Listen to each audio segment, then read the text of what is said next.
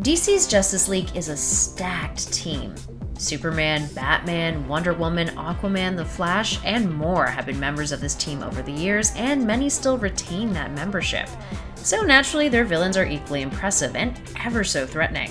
While names the likes of Darkseid likely come to mind when we think of the League's most nefarious antagonists, in recent years there have been some fascinating baddies who have come out of the woodwork for DC's primary superhero team. So today we are taking a closer look at some of the Justice League's foes with our list of the top 10 newest Justice League villains. We'll be looking at Justice League villains from the past decade between the years of 2011 and 2019, and counting down in chronological order. We're also including other variations of the Justice League on this list too. So with that in mind, let's get to it. Starting us off in at number 10, PERAXXUS. Debuting in Justice League International issue 2 from 2011, PERAXXUS was a villain introduced during the New 52. He's described as an intergalactic menace, hopping from world to world, picking out ripe planets, destroying them, and then selling their resources.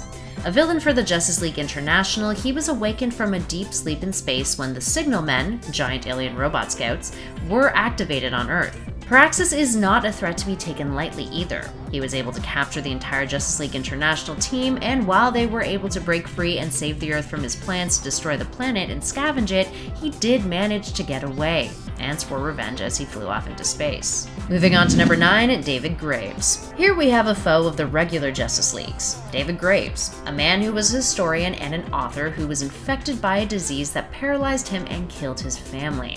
So, as an author, he had written texts on Atlantis, the miracles of Fatima, and other fringe subjects. He and his family were also saved by the Justice League, which prompted him to write his most popular book, Justice League: Gods Among Men. But then his family came down with that unknown disease, for which David blamed the Justice League. He snapped, shot his doctor, and then disappeared, returning 4 years later to steal the Orb of Ra. From this, he was able to use spirits to feed off of people's misery. Graves first appeared in Justice League issue 6 back in 2012. Moving on to number 8, NECRO. Nick, who first appeared in Justice League Dark Volume 1, Issue 12 in 2012, was formerly the greatest mage in New York. He was a mentor to both John Constantine and Zatanna, and he was also banished to Hell. Yeah, talk about a resume. That latter bit went down when Nick betrayed his disciples on an obsessive quest to obtain the Book of Magic. He was pulled out of Hell by Felix Faust, who, alongside Dr. Mist, wanted his aid to recover the Books of Magic. NECRO was also determined to get revenge on Zatanna and Constantine. This all went down in a story arc titled The War for the Books of Magic, and ended with NECRO being locked up in a metahuman facility. In at 7, Grail. First appearing in Forever Evil issue 8 from 2014, Grail is Darkseid's daughter. But she's also half Amazonian, having been born to an assassin named Marina on the very same day that Wonder Woman was born. What a person to share a birthday with. She was prophesized to cause great destruction under the command of the Anti-Monitor, and she is pretty darn powerful thanks to her new god-Amazonian hybrid physiology, able to use magic to dimensional travel, resurrect others, summon, corrupt the will of others, produce omega beams, and also, she has superhuman strength, speed, durability, stamina, all that jazz. And she's immortal, so that's fun. In at 6, BARBATOS. Finally getting into some villains who debuted after the New 52 and in DC Rebirth. Gotta love continuity reboots, am I right? BARBATOS is a beastly one. First debuting in Dark Days, the Casting issue 1 from 2017, BARBATOS, who is also known as the Bat God, was created by someone called the World Forger. More on them later. He is an entity who was created to consume universes that were in decay. The most stable universes would become part of the DC main multiverse, and BARBATOS, a dragon-esque bat creature, would be sent out to destroy the other ones. But BARBATOS' lust for destruction got the better of him, and he killed his master, corrupting the Forge of Worlds, which would later become known as the Dark Multiverse. Because he no longer did his job, unstable worlds persisted and would eventually join the Dark Multiverse too. BARBATOS came into contact with Batman and the rest of the League though much later, when he set his sights on destroying the regular multiverse. Oh, and side note, he also claims to be the bat that Bruce Wayne saw through the window of his home the night he became Batman. Yeah. Moving on to a much less scarier villain. In at 5, the Omega Titans. Actually, they're pretty terrifying too. First appearing in DC Nation Volume 2, Issue 0, the Omega Titans, aka the Four Brothers, or the Four Mothers depending on the planet you're on, are a group of eons-old entities who are believed to have been the ones who created life in the universe. As the legends go, at the end of the universe, the Omega Titans are supposed to consume all life to determine which of their natures had the most impact throughout the universe. those natures being mystery, entropy, wisdom, and wonder. They first appeared after the Source Wall was broken, the Source Wall being the barrier surrounding the multiverse, and began to consume all life on a planet called Kalu. In order to put a stop to the situation from growing more dire, Brainiac formed 4 different teams from Earth's heroes and villains in order to face the threat that the Titans posed. Now, the Titans possess immense power, capable of absorbing galaxies for energy, and they can crush planets within their fists. According to Brainiac, the likes of Superman, Wonder Woman, Etrigan, etc. are just so tiny and inconsequential to them.